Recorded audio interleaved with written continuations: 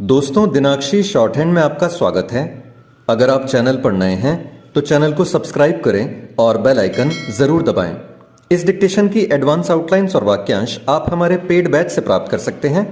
हमारे paid batch में आपको प्रतिदिन सभी डिक्टेशंस की एडवांस आउटलाइंस और वाक्यांश दिए जाते हैं और कुछ ऐसी डिक्टेशंस जो केवल पेड मेंबर्स को ही प्राप्त होती हैं। हमारे पेड बैच को ज्वाइन करने के लिए और बैच के बारे में संपूर्ण जानकारी प्राप्त करने के लिए आप डिस्क्रिप्शन बॉक्स में दिए गए मोबाइल नंबर पर व्हाट्सएप कर सकते हैं। इस डिक्टेशन की डेमो आउटलाइंस आप हमारे टेलीग्राम ग्रुप से प्राप्त कर सकते हैं। तो चलिए डिक्टेशन को स्टार्ट करते हैं। डिक्टेशन 5 सेकंड बाद स्टार्ट होगी।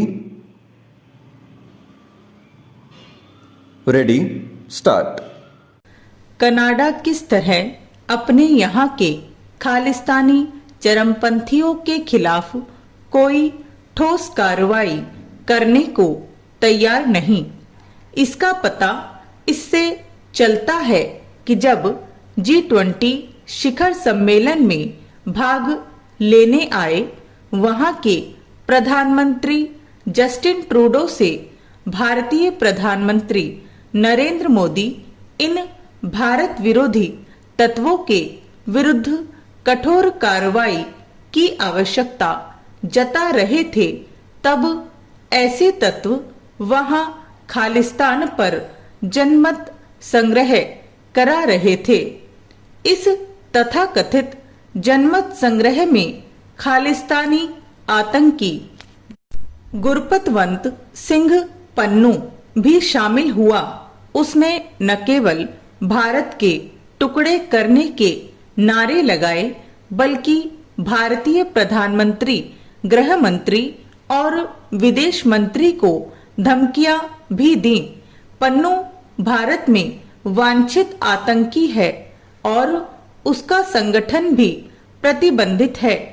कनाडा में खालिस्तानी अतिवादियों और आतंकियों की सक्रियता कोई नई बात नहीं।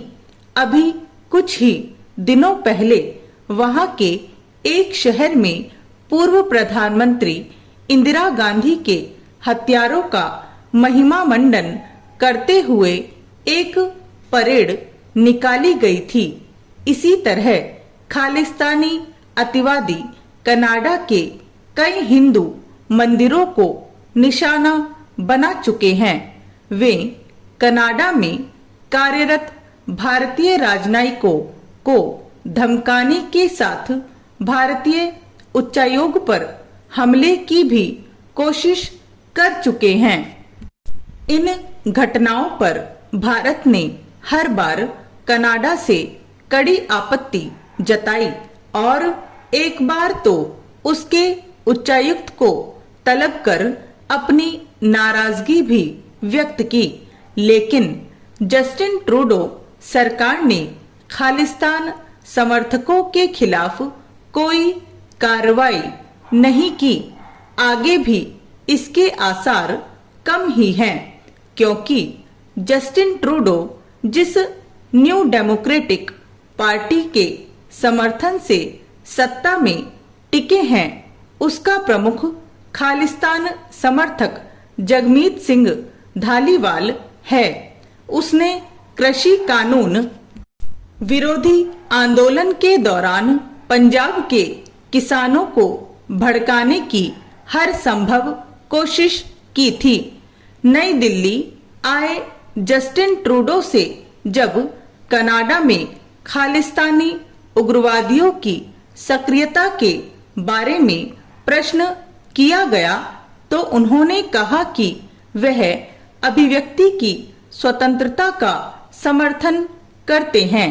क्या किसी की हत्या की धमकी देना, भारत की पूर्व प्रधानमंत्री के हत्यारों का गुणगान करना और भारत के टुकड़े करने के लिए लोगों को उकसाना अभिव्यक्ति की आजादी के दायरे में आता है?